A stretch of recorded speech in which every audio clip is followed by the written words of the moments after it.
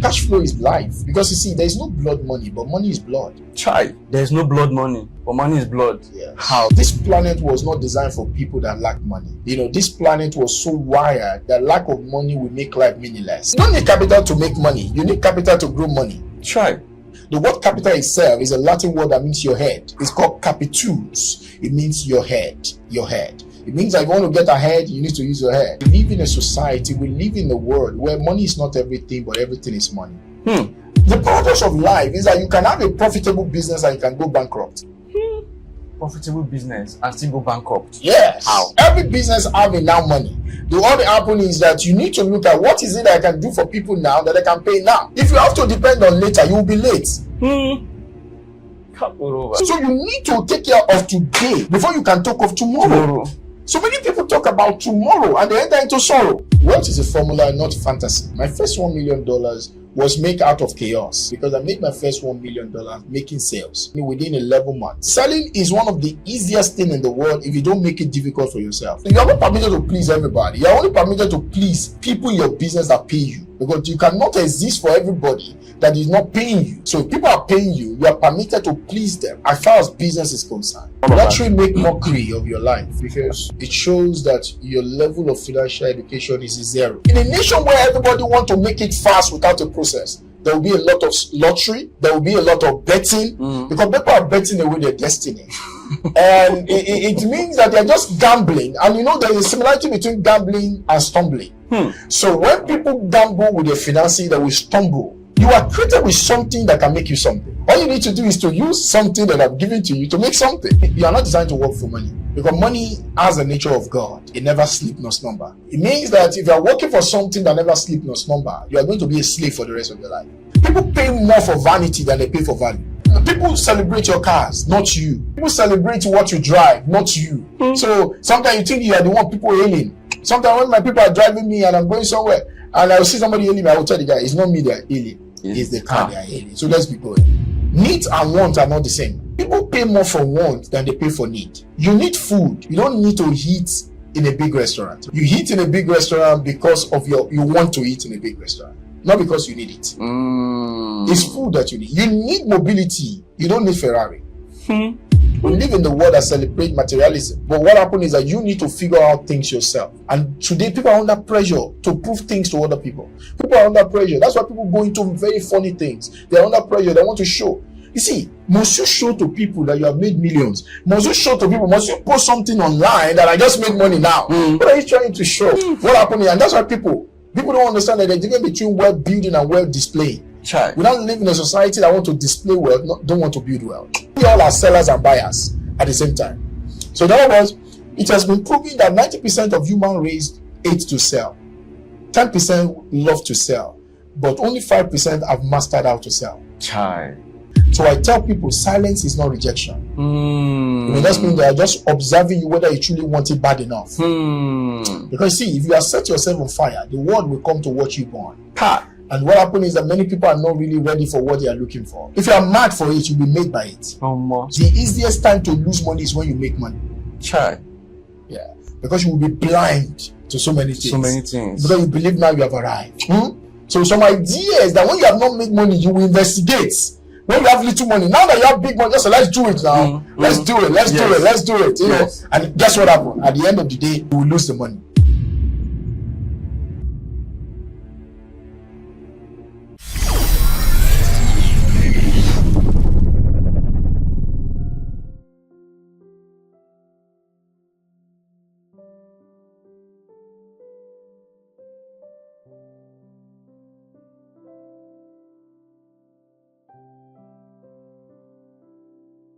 Welcome to another insightful episode of Selahmeditate, where we bring you high calibers of individuals and exceptional entrepreneurs that will impact your life, transform your mindset, and help you grow in your business and every facet of life. I remain your very host, Benzik, and today I have with me an exceptional guest, an investor, a coach, and a legendary business strategist. He is a master of cash flow. He is a master of sales that have helped thousands of people unlock the pathway to wealth through sales mastery, financial intelligence, and also real estate.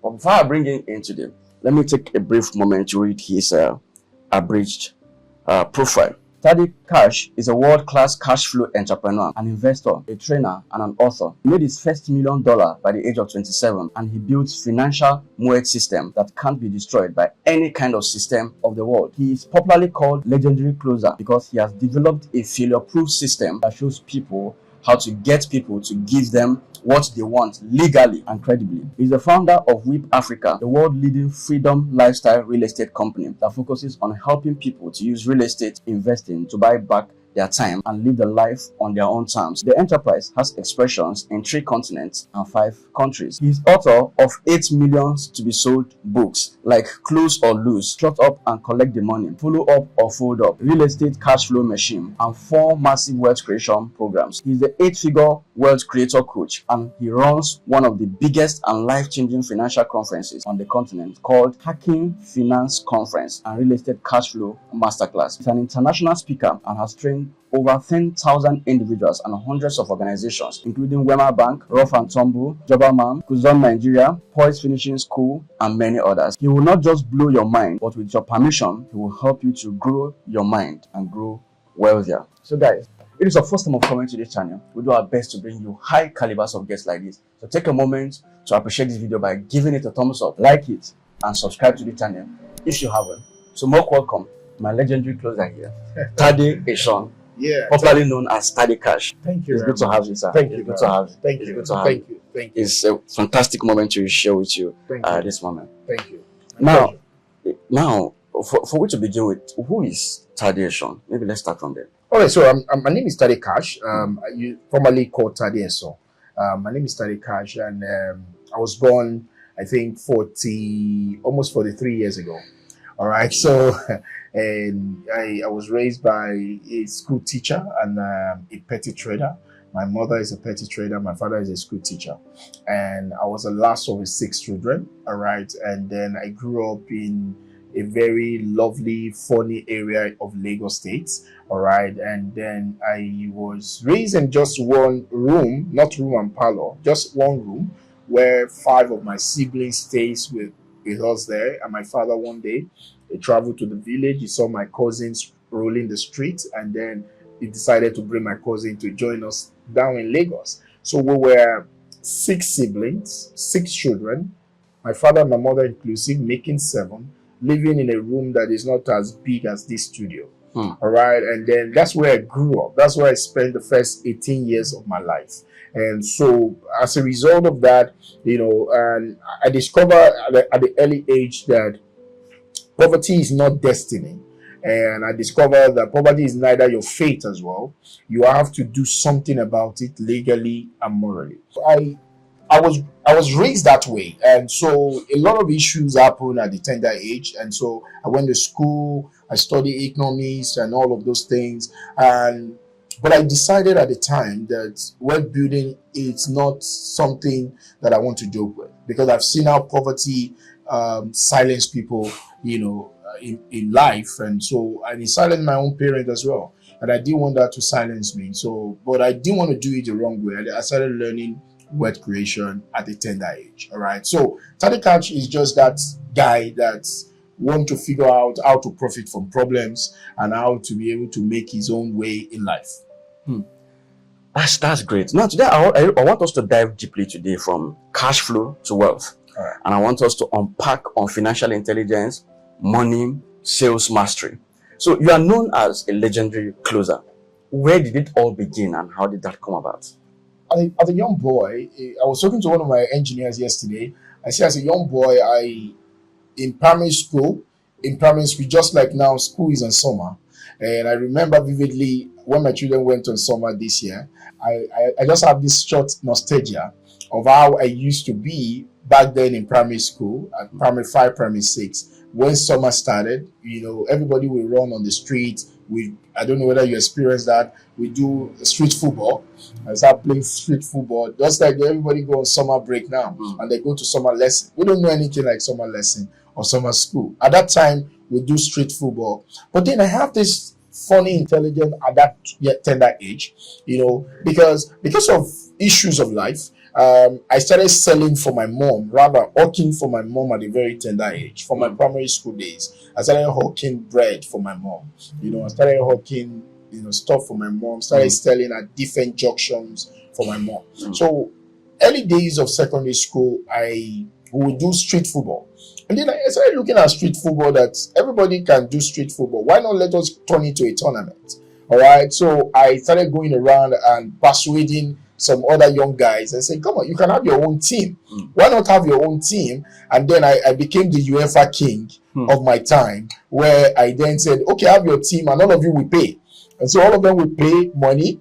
And then I will also have my own team without paying. And I learned a lot of lessons from that. And for almost 30 days, 3 weeks, everybody will be playing football on the street. And while I will stand like my own Abramovic of my time, and I will be watching them play the football. And a lot of young guys, at the time I was 13, 14, 11, 12, 13, a lot of young guys will be coming to that, our seemingly one room. And my father find it very frustrating. Like, what's going on here? I mean, everybody knew me around the area. I'll be walking with my mother on the road going to church, and you see people hailing me, a very young boy, and they wonder what is going on. So all of these things about selling, about being persuasive, it started very young. I just wanted to find my way through life. And so I discovered that, a lot of young people also gravitate towards me, and then I find a way to make them do things. I never knew it was called sales. I never knew it was called selling. I never knew it was called closing. I just knew that I can get them to do something. All right. So it was, so they would gather the money, they would play football, and they would give me money. I would make money from them playing football. All right. And as a result of that, but my father was not finding it easy with me, because he said, my father is a scholar. So he believed go to school so that he can get a job. Even when I wanted a job, he got. All right. So, but all of those things were the programming. So it was that way. But because of my father wanted me to be the kind of guy that we do the academics and all of that, at a point I left that aspect of my life, just to face my studies. Yeah, and I did very well in my studies. But after a while, I discovered that was not the life I was called for. And I wanted a life that can give me freedom. So I thought about it again. What is the one thing that I can do? I can sell. And then I decided to go professionally at the age of 18, 19, learning how to sell professionally. And that's what rescued my life, and that's when I can tell you now that I've been selling professionally for more than 20 years. And it's something that I've then learned to build a skill on, and be able to realize that the only cure to unemployment in the world, the only way you can be fully cure unemployment in your life, no matter the nation you are living in, and the number one business skill is ability to sell. Now, before we go into deeply on selling, I want to get it for you personally. At what point did you achieve success in your life? The point that I achieved success in my life was the moment when I realized that I can get what I want in life. Not because I've gotten what I want, but when I have figured out that I can get what I want in life. Because for me, success has a definition. Success is getting what you want. That's what success is. No matter what it is. Success is not getting what you have. Success is me getting what I want. You want. Envy is me trying to get what you have. But success is me getting what I want. And then selling is how I get what I want. So for me, selling is success and success is selling. Selling is success and success is selling. Yes. Now, would you say you come from a lot of money, or average, or very poor background? Yes, the paradox of life is that we are all raised never knowing the financial position of our parents until when the necessities of life reveal that to you. All right. So I was the last born of my house, and until when I finished primary school and I was supposed to get into secondary school, and I discovered that I was in secondary school really. Until when I wanted to write WAEC, and I discovered that my parents did not have money to pay for the WAEC, and I have to hawk bread early in the morning. I have to work in the bakery. I started working in the bakery at the age of when I was in SS1. And so I knew my parents did not have money, but I never feel poor. you know, and so it was two different scenarios. And as I grew older, I discovered that the difference between not having money and there's a difference between feeling lack. I never feel lack, but we don't have money. It was later on in my life I discovered my parents did not have any money. All right, but at that age, I never felt it because there was love in the house. Okay, there was that fellowship in the house. There was that excitement. Even though I can count how many times growing up that I ate on a Christmas day. We don't have food to eat on Christmas. Wow. So, but nevertheless, it never felt like I never thought we were poor. I just thought we were facing some shift. wow. So, what is that turning point that shifted your mindset from survival into building sustainable wealth? Because I discovered that at the age of, like I said, when I left secondary school, and then I discovered that I saw some people in my area, despite the fact that where I grew up, people don't really have a lot. But I knew some people were living a little bit better than we were living. And I saw the little bit of options that they have.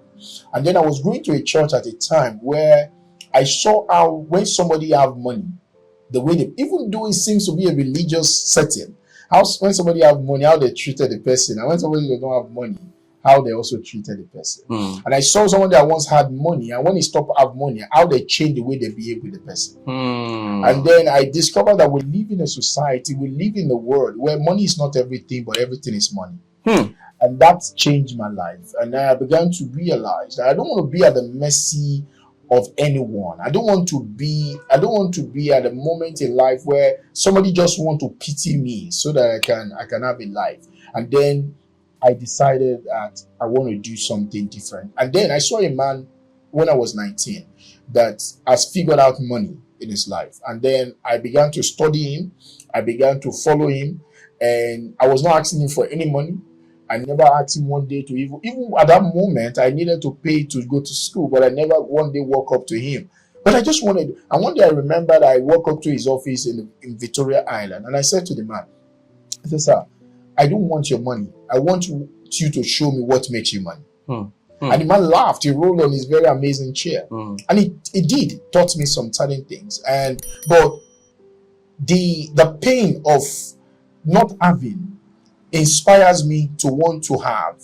It wants me to overcome that state in my life, because I discovered how landlord will come to our house at a tender age, and my father that lived seemingly to be upright will be hiding from the landlord because they don't have money to pay the rent. And those things break me. Even I was a very resilient guy as a young boy, but I knew that there's something wrong. This planet was not designed for people that lack money.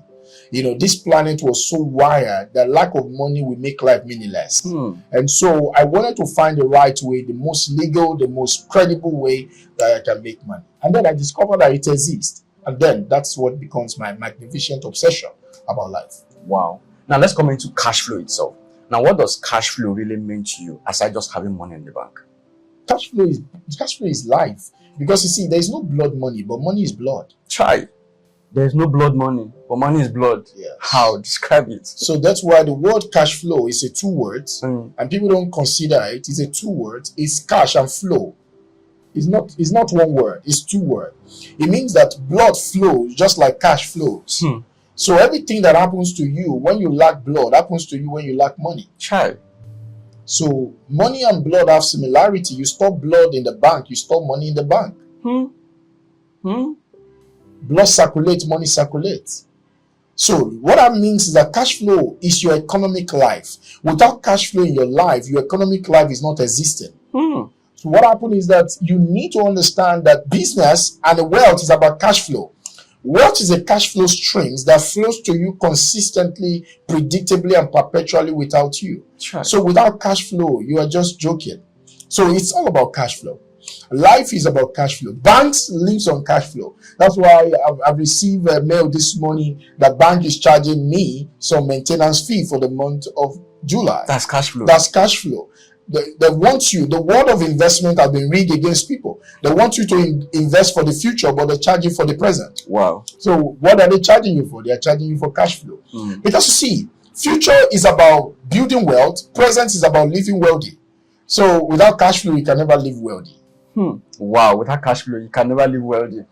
You need cash flow to pay all your bills. We're in the studio today. Everything in this studio costs money. Everything here, everything in this studio need cash flow.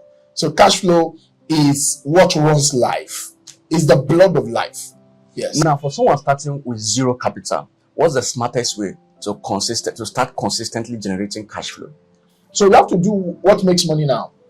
Because there are three things you can do. You can do what makes money later, you can do what makes money soon, and you can do what makes money now. Many people, the problem of many people is that they get attached to a tool, which is what business is all about. A business is a tool, it's a vehicle. It has to take you somewhere. Now, so don't get attached to it. Just use it. And because a tool can make a fool of you if you are not careful. So what happens is you're starting out, you need something that makes you money now. Then you need something that will make you money soon. Then something that makes you money later. If you focus on what makes you money later, when you're supposed to focus on what makes you money now, you will soon go out soon. Try. And that's what happened to a lot of young people. Business is not risky if you do what makes money now first. What makes money now. Then somebody want to compare himself with Dangote. Dangote do what makes money now before he does what makes money later. Refinery makes money later, but cement makes money now, isn't it? True. So he started with what makes money now. He built what makes money now to a point where he can stand on his own. Then he goes for what makes money later. Many young people have passion, they have no knowledge. And passion without no knowledge is frustration, because it's going to leave your life to where you don't want to go. Try. That's it. Make money now. How can you make money now? What do you want to do to make money now? Do the problem that people want to pay for now. Look at the things. Every business have now money. All that happen is that you need to look at what is it that I can do for people now that I can pay now. The person doesn't have any capital. If you don't have any capital, see, you don't need capital to make money. You need capital to grow money. Try. You don't Because need by the capital way, to make money. Yes, you need capital to grow money. Because by the way, capital has two sides to it. The word capital itself is a Latin word that means your head. It's called capitus. It means your head. Your head. It means that if you want to get ahead, you need to use your head. That's what it means. So people that don't use their head don't get ahead. Use your head. What is head? Head means courage. What's your head? Head means fearlessness. What's your head? Your head means initiative. What's your head? Your head means action. It means that if you can put all of those things together, you will have capital. I started business. I made my first $1 million without no money of my own. What happened? I walked into a company and I said to them, I have a skill. I have a skill I can sell. I don't want you guys to give me money. Give me part of the profit you guys made. They thought they were striking a good deal. That, okay, what's good there? And in 1 year, I made $1 million. They were shocked.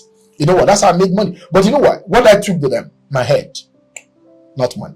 I took my head there. But somebody will say, no, you are. You see, you are created with something that can make you something. All you need to do is to use something that I've given to you to make something. So that's how, because you will have said God was bankrupt. When God started, what did he have? He had himself. And then he created something out of himself. And the something that came out of himself is now you and I. It means that God has already given you model that you can duplicate. Create something out of yourself. There is something that you have done that other people are appreciating you for. Monetize it. Yes, monetization is already in you. Monetize something that you have.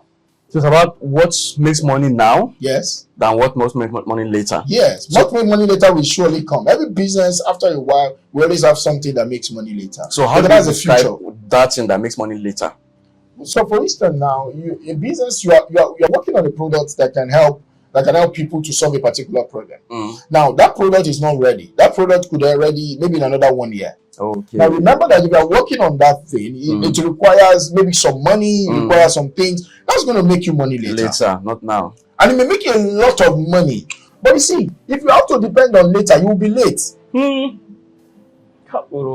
what would be life? You see, because life needs present. You cannot, if you can't sustain present, there can't be future.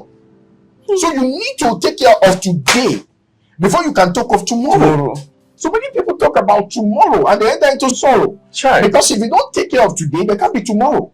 It's the reality of life. It has nothing to do with somebody trying to excite somebody. Yeah. You need to eat today before you can build a plantation tomorrow. So, give us this day our daily bread. It means that it has to be daily. It has to be daily. Daily bread first. Daily bread. Attend to daily one. He said, we talk about tomorrow. He said, tomorrow's problem will take care of itself. Let today be sorted, my man. It's a reality of God, and you have to be a humanity of humanity. Yes. So humanity that deny the present will suffer in the future, and it will also suffer in the present. Child. So today money. Every business must have today money. Many businesses, the purpose of life is that you can have a profitable business and you can go bankrupt. Profitable business and still go bankrupt. Yes. How? I'm an economist. I can tell you for free. I've dealt with money for almost 20 years of my life actively. The truth of the matter, you can have a product that if somebody buys it, the product will make you a lot of profit. Now you have developed the product. If somebody buys it, it's going to make you a lot of profit. That means you have a profitable business. The business is profitable, but nobody has bought it. If somebody did not buy it for a while, what will happen to the business? The business will go out of business. But now somebody else has something that doesn't make a lot of profit, but it sells every day. If you say, "Oh, this our idea is good," bank will not borrow you money if you don't have money coming in. For the fact that you have a profitable idea does not mean a bank will borrow you money. They need the money. They want to see the money. Show me the money is a language. Show me the money. Not the nominal. Because money is in two dimensions. Nominal money and real money. Nominal money is the money you can make in the future. True. Real money is the money for today. So show me the real money. Not just the nominal. Oh, if everything works out well, we are going to make a lot of money. You see, that's just exciting yourself. Exciting. Show me who is buying now, who is ready to pay now. So what is today's money? Today's money is that I have an idea. I said this idea is going to be this way. So imagine what happened to Elon Musk. Elon Musk wanted to build Cybertruck.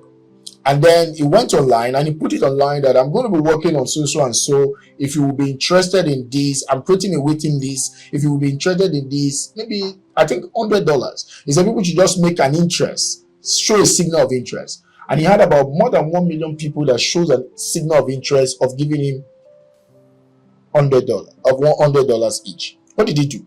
He took that money, today's money, right? He took today's money and he took it to the bank. And he said there are more than 1 million people that would love to buy this truck. Maybe by and large, at the end of the day, we will have about 10,000 to 100,000 people that can pick up this truck eventually. And then the bank was willing to loan him money to now be able to build the truck. Why did they loan him money? Not because he has a truck he wants to create. It's because he has the people that are willing to buy the truck. And they have made a commitment that they are willing to commit X and Y amount of money. If that money is non-refundable, but they said, I can give you now, if somebody give you $100 and 1 million people give you $100, that's not small money. And though that is now the money he used as a capital to get the bank to give him the money to build what he wanted to build. So in your business, in your idea, cash flow is very fundamental. The purpose of a customer is that why is customer king? Customer is king because it brings you cash flow. That's why we say customer is king. It brings you cash flow. So any customer that is not bringing you cash flow is not king in your business. Yes, and the only customer you are permitted to please is the customer that pay you. That's the customer you are permitted to please. Yeah, you are not permitted to please everybody. You are only permitted to please people in your business that pay you, because you cannot exist for everybody that is not paying you. So if people are paying you, you are permitted to please them as far as business is concerned. They are the one that keep you in the business. So that is the people that bring you the cash flow.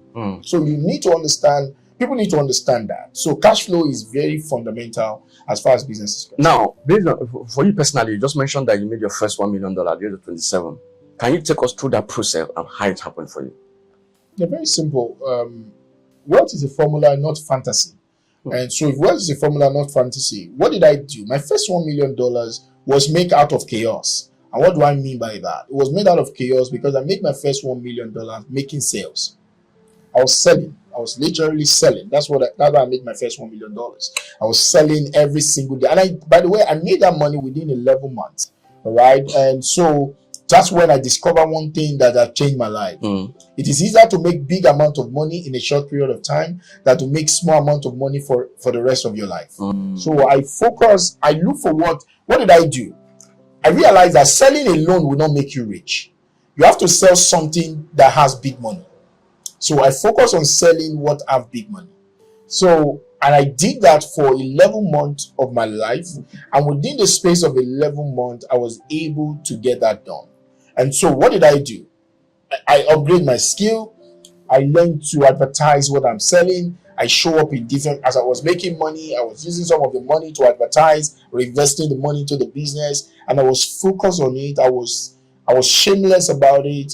I devoted almost, like, apart from waking up, sleeping, finding time to eat, the rest of my day is spent on doing that. I was obsessed. I was fully obsessed. Because I was sick and tired of the level that I am, and I found something that can work. So what did I need to do? I just need to focus on it. And that's what I was doing.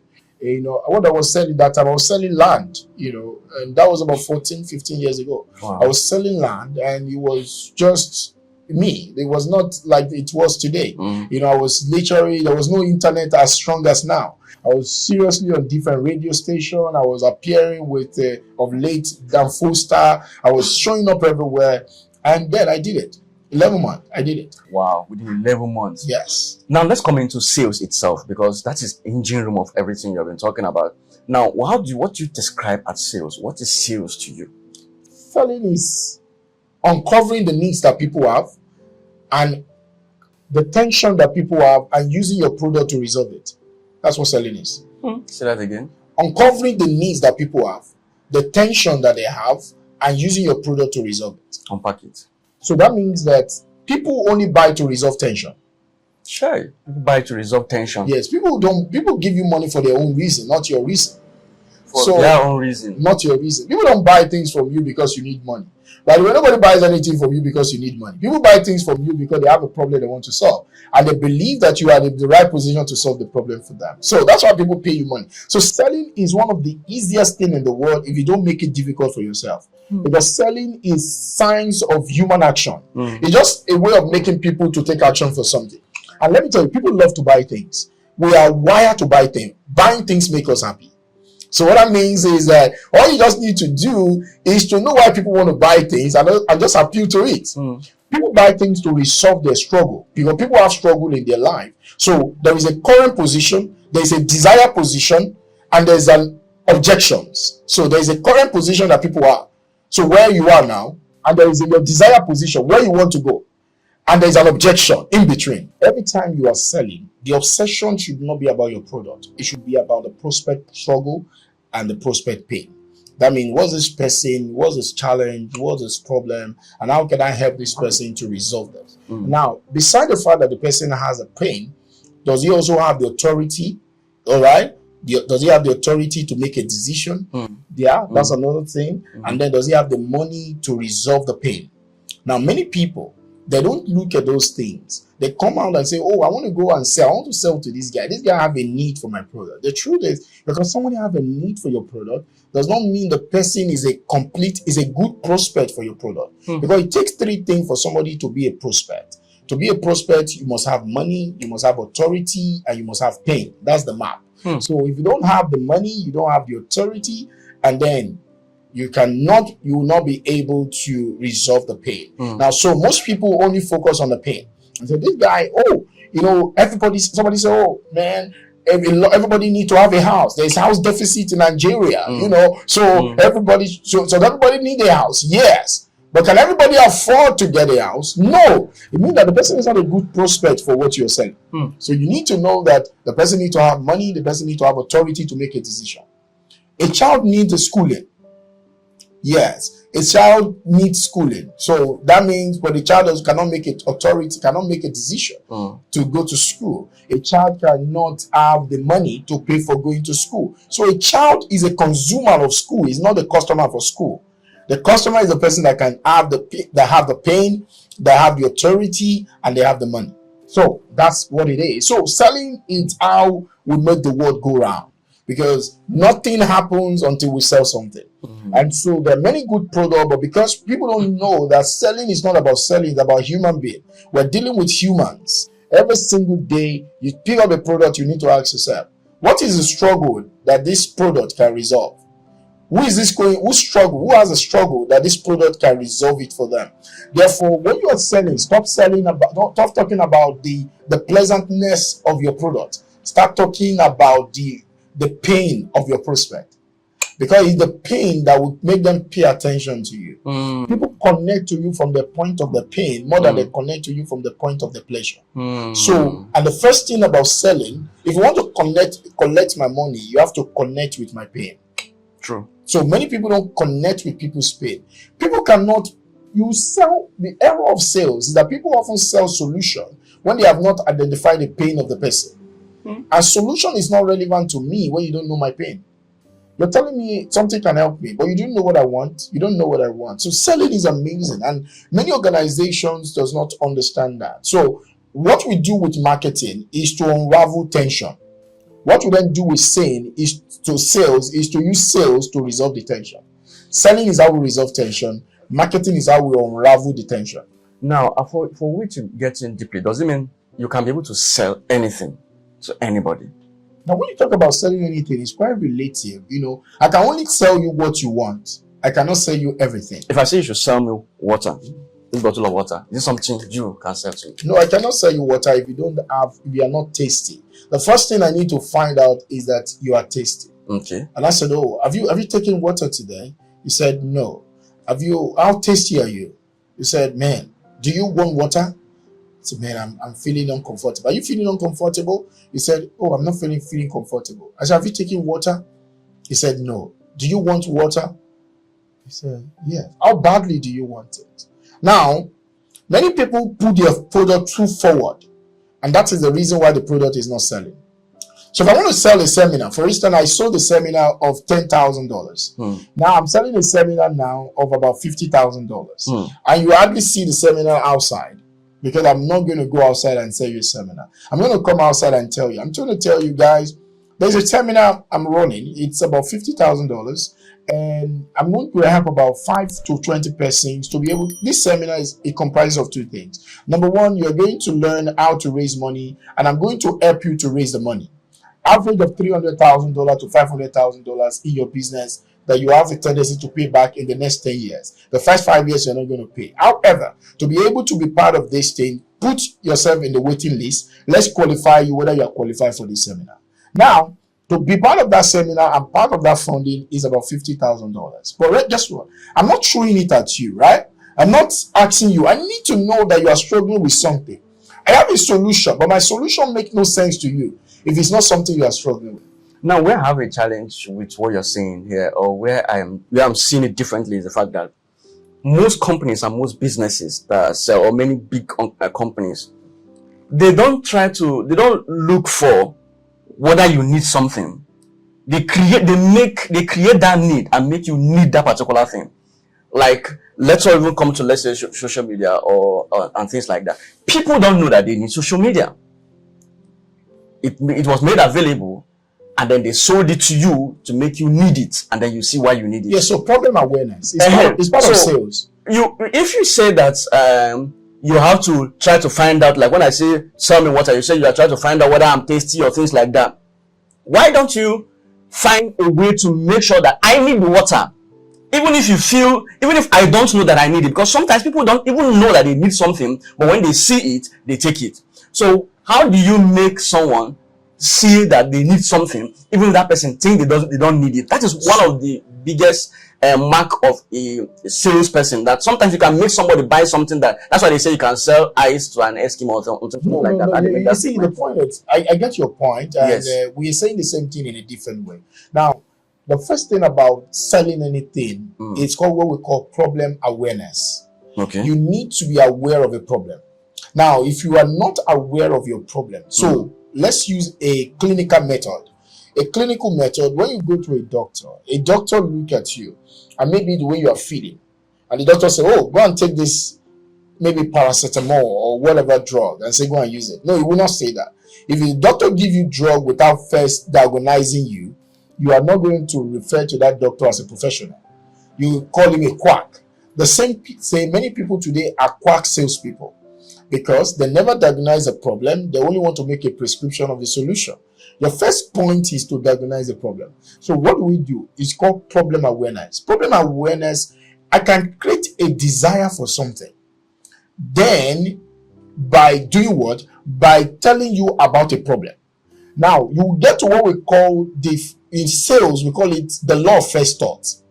That means that I can begin to talk about the problem, and this wonderful man in front of me here will then say, oh, it just dawned on him that, oh, truly, he has that kind of a problem. I've not tell him about the product, but I'm telling you, I said, for instance, when I was small, so let me give you an instance. I wrote a book called Close or Lose. And I said, many years, I wrote a book called The Money Code. And I want to sell the book Money Code. But I didn't go out and tell you about the book. I started talking to you, and I said, many years ago, I was born broke. I was a very broke guy, and I thought that making money is a mystery. I never knew that making money was a mastery. Everywhere I go, everybody was just talking about this and that, until I began to figure out, and I found out that there's a formula to making money, and you can build a generational wealth. And as a result of that, I was struggling, and at the end of it, I found this thing. And at the age of 25, by the time I was 27 years old, I already made my first $1 million. Are you the kind of person, are you struggling today and you thought and you would like to learn how to do this? Just type money in the comment section. All right. Now, somebody can connect. Now, I didn't post a book on him, but what I want to do, I want to sell the book. Now, the guy is connecting with the problem. That he's also in a position. His current position is that he's clueless about how to make money. Now, but a guy has identified with where he was. Now, a guy has also gotten to where he desires to go, where he has made money. Now, I'm getting to him at where he is. Then he begins to desire where I've been. So I told him the next step is comment in the comment section and let us know. So what you're saying is very simple. If I have a product, I cannot force you to buy something. That's not selling. That is deception. That is coercing. But I can make you feel like buying something. That is selling. Selling is not forcing you to buy something. Selling is making you feel like buying something. Because you have to feel like buying something to buy something. But I can also force you to buy something. And at the end of the day, you regret buying something. And I also will not want to get back to you. And that's why many people only sell things once. Because I believe that, man, if I go back now, the Bible will say that he wants his money back. No, that's not selling. That's deceiving. Selling is a relationship. Selling is two people agreeing to do something together. And that's why I said people do things for their own reason, not my reason. My work in sales is to uncover your reason and appeal to it. That's my work. I'm not going to beg you to buy anything, but I'm going to uncover, but through my conversation, through my communication, through the way I say things, that suddenly dawn on you. I said, I made my first $1 million when I was 27 years old. And I was broke till I was 25. I went to school and I had a first class studying economics. And even as a first class economics student, I still don't have a personal economy. Are you like that? Have you thought, school book knowledge can make you rich in life, but you are stuck? In case you are stuck, I was stuck as you as well. But I found a way to be out. If you want to find a way to be out and find a shortcut, because there is no shortcut to wealth, but there is a shortcut to wealth. There is no shortcut to it, but there is a short curve. Therefore, I want to show you the short curve that I found. Type comment short curve in the comment section. Now, what have I done? I am arousing your desire for the next level. I'm not forcing you. That's what's selling it. It's a mastery. Like you are dealing with human nature. And that's why a lot of people get frustrated with sales, because they are trying to force people to buy something. No, the best of salesmen in history, what I do is to create a desire for something. Is it possible to create a product that people don't know that they need and make them buy it? Yeah, definitely. You create a desire for the product. You can create a desire for a product because you see, most people don't even know what they want. For instance, people may not know that they need this podcast until somebody. So I show up somewhere next week and I begin to talk about the podcast that I attended, and then maybe 90% of those people do not even know this podcast existed. And at the end of the day, I arouse a desire there, and they begin to type into their phone, and suddenly they get this podcast, and then they cannot stop watching this podcast. But before I introduce them, you see, it is your obligation. It's your moral obligation. If you have something that will change people's lives, to make sure that they know about it. And that's what selling is all about. Oh. It's your moral obligation. That if you have something that can change somebody's life, it's your moral obligation to know how this product can change their life. So how do you arouse a desire for something? Show me how that product can cure my pain.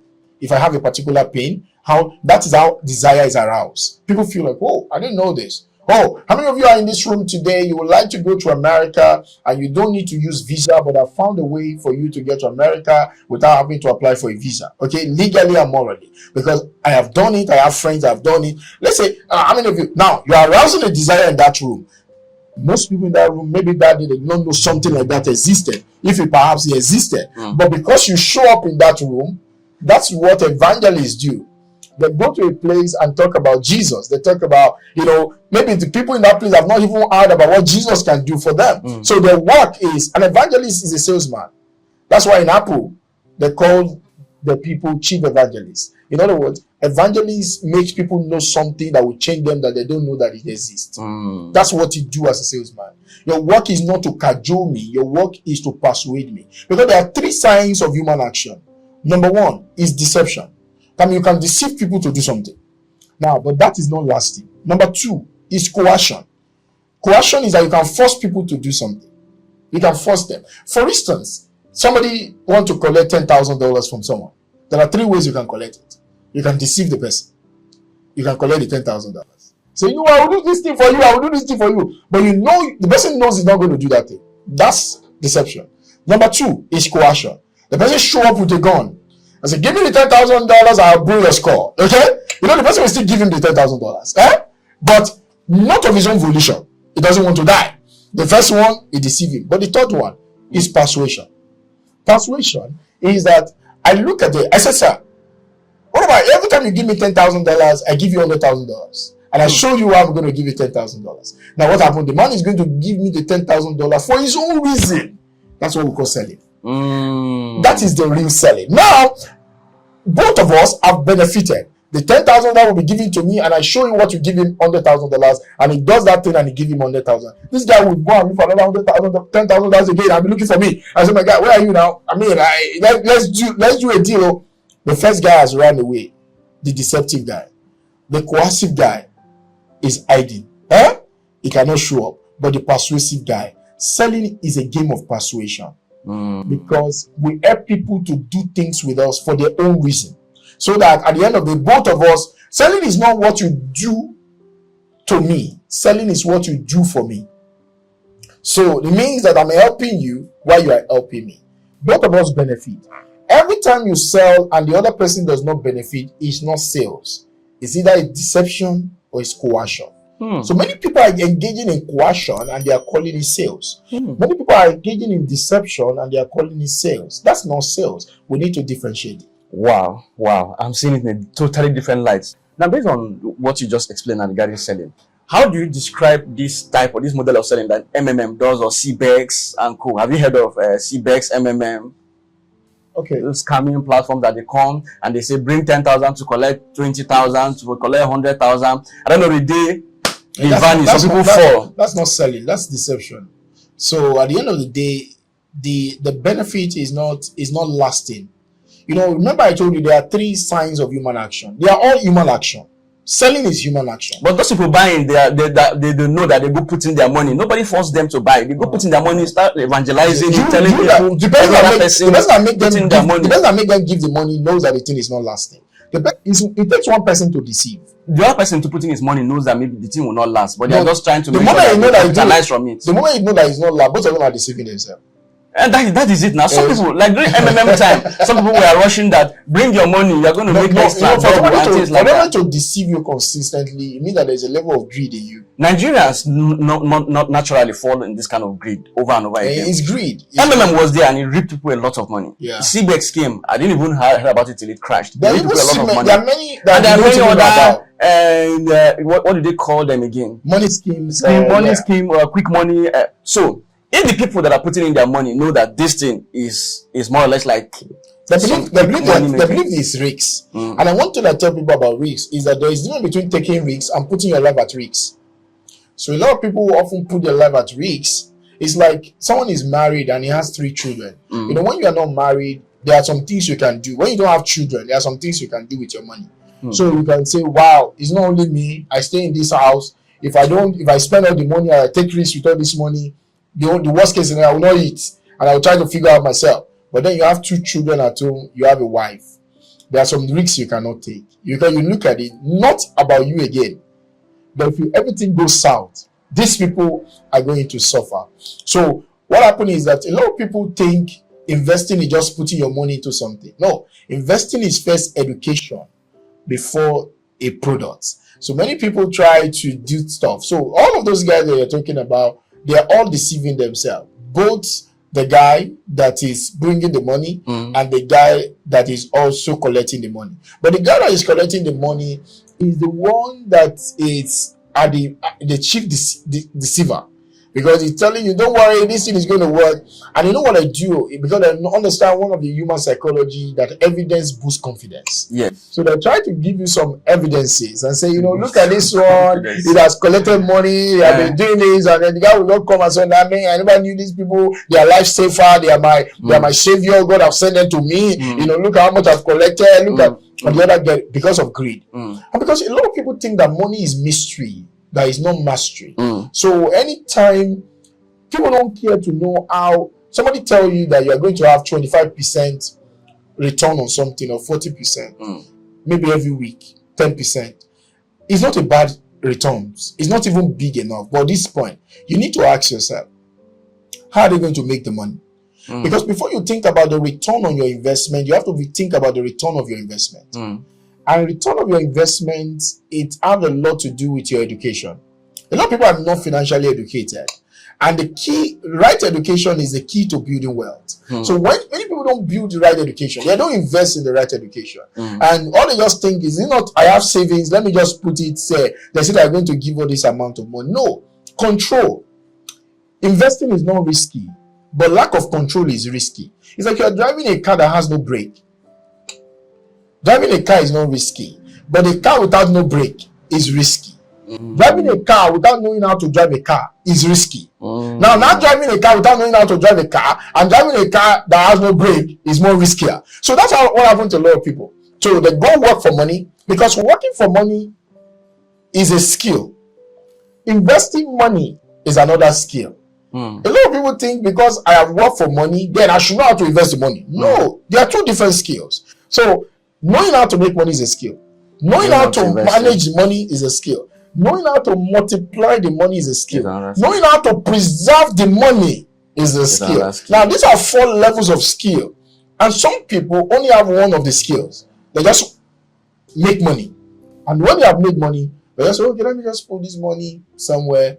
And at the end of the day, knowing how to make money is a skill. Knowing how to preserve money is a skill. Knowing how to multiply the money, yes, is a skill. And knowing how to manage the money is a skill. We'll come back into these 4 things. But I want to go into those people doing betting and gambling. Okay. What do you describe that type of money? Do you that type of risk? That's people will go like sport betting and things like that. Lottery and all of that. Lottery make mockery of your life. Mockery of yes, because it shows that your level of financial education is 0. Wow. Because wealth building is not an event, it's a process. If you see a nation where there is so much corruption, one of the things that you find out, study it, one of the things that you find out is that most people in that nation see money making as an event. That's why somebody that was broke became a local government something or get into politics. He was broke. He only has little money. Then, when he was broke, 4 years into being in politics, he now claimed to you that you have a lot of company. And everybody do not care to question. Where do you get the money from? Now, a young boy came home and he came home with a car. And his parents started dancing and said, oh, my boy don't make her. Now, at the time in the history of this nation, it was not so. Somebody will ask you, where did you get the car from? How did you buy it? What did you do? Now, because wealth building is not an event, it's a process. It's not a secret, it's a system. It means that if moment you don't learn the system, you will be deceived. The moment you don't care about the process, you will be duped. That means somebody will just come and tell you, and that's what happened. That's why in a nation where everybody wants to make it fast without a process, there will be a lot of lottery. There will be a lot of betting because people are betting away their destiny. And it means that they're just gambling. And there is a similarity between gambling and stumbling. So when people gamble with their finances, they will stumble at that game. So it just shows the level of our financial literacy, financial education, financial intelligence. And so what happened? The people that own the laundry companies are the one catching out. Because at the end of the day, they are the one. They never lose. The owners of the money house never lose. No matter what, the algorithm of the system favors them every day, every time. So what happens is that you believe that you are smarter than them. You can never be smarter than the system. The system is built to cash out from you. So you believe that, no, I just told. What happens is, it's lack of financial education. It's lack of poverty thinking. That make people bet. That make people do all of those things because you want to find you are looking for a quick way. Quick way. You see, there is no quick way to wealth, but there is a sure way to wealth. There's no quick way, but there is a sure way. So what happens is that sure way takes education, it takes understanding, take intelligence, take wisdom, and then you work the process. You have been doing this show now for a couple of years. So what that means is that you are not looking for a quick way to blow. You are looking for a sure way. So what that means is that sure way takes time. Now somebody said, I want to surely have a child. Now, because you want to surely have a child, you have impregnated 5 women. Because you want to quickly have a child, you pregnant 5 women. Now, what happened is that in 9 months, it will still take 9 months to have a child. You cannot rush it. So because you said that, oh, this woman is pregnant. I said, no, it's pregnant. Everybody is slow now. I need a child now. You go and pregnant another person. It will still take 9 months for all the 5 women to deliver a child. The only time you now have a bigger problem, you now have 5x problem in your hand. Because you now have 5 children. The person that cannot take care of 1 will now be bothering about 5. Wealth, anyone can be wealthy. And I tell you, from a guy that is coming from the cradle, anybody can be rich. Anybody can become financially free in 3 to 7 years, no matter the level you are. What happens is that it's not a fantasy. It's a formula. It's not a mystery, it's a mastery. So what happens is that people are not ready for the mastery. People are not ready for the process. People just want, that's why people want to give money for a miracle money. They say, oh, give money today, in 48 hours, something will happen to you. You see, these are the events that happens in people's life. Yes. Now, remember, it doesn't mean that some of these things don't happen. But what I tell people is that exemption is not a law. Exemption cannot be a rule. If 1,000 of us gather in a place and they say we should give money, that something will happen in 48 hours, and it's only one person that have money in 48 hours, you know that we cannot count on that. Because if you count on it, there will be problem. You mean that 99 of us is not going anywhere. That means there's a problem. If it cannot affect all of us at the same time, that means we cannot count on that thing. There is a law to wealth. There is a principle to wealth. What happens is that people are not ready to learn. People are not ready to follow the principles. Everybody just looking for a quick way. And they're not willing to follow the process. People are not ready. So just show up and bring a car. People celebrate your cars, not you. People celebrate what you drive, not you. So sometimes you think you are the one people hailing. Sometimes when my people are driving me and I'm going somewhere and I will see somebody hailing me, I will tell the guy, it's not me they are hailing. It's the car they are hailing. So let's be going. He said, because you get the seats, open me, they don't hail me. Take a walk around that place. Take a walk. Just walk down and see whether they will hail you. The same people that hail the car, whether they are going to hail you when you pass by yourself, they are not going to hail you. We live in the world that celebrates materialism. But what happens is that you need to figure out things yourself. And today, people are under pressure to prove things to other people. People are under pressure. That's why people go into very funny things. They are under pressure. They want to show. You see, must you show to people that you have made millions? Must you show to people? Must you post something online that I just made money now? What are you trying to show? What happened here? And that's why people don't understand that there's a difference between wealth building and wealth displaying. You don't live in a society that want to display wealth, don't want to build wealth. And that's why when you live in a society that want to display wealth, not a society that want to build wealth, people go into funny things. But everybody want to prove something to somebody. True. But the wealthy people of the world, you don't have anything to prove. I just want to live my life. I want to live my life. Either you like it or not. I don't want to rob you. I don't want to cheat you. But I want to live my life on my own terms. And that's what wealth truly is. So betting is a revelation of a low understanding of the operations of money.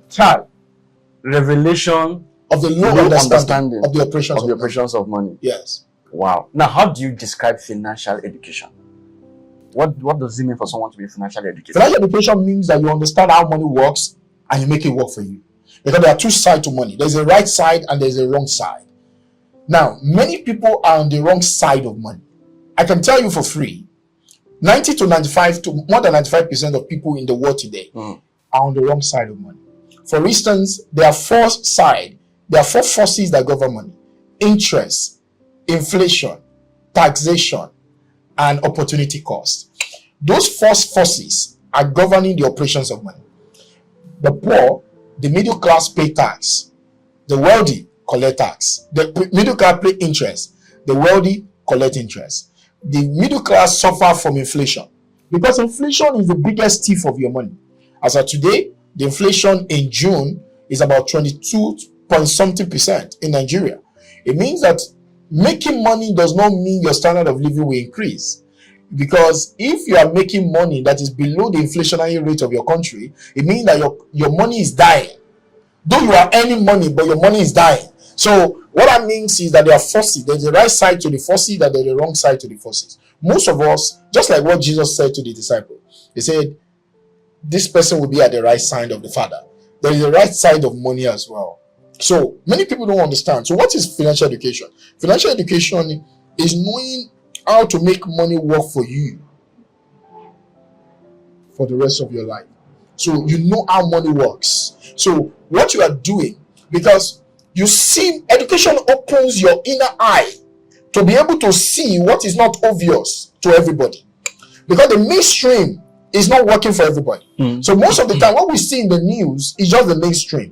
Financial education helps you to be able to have a proper interpretation of what everybody is saying, but they are not seeing. So that's what financial education is. It's the education of the mind to know the proper operations of money. Now, most people don't have that. Now, how does money work?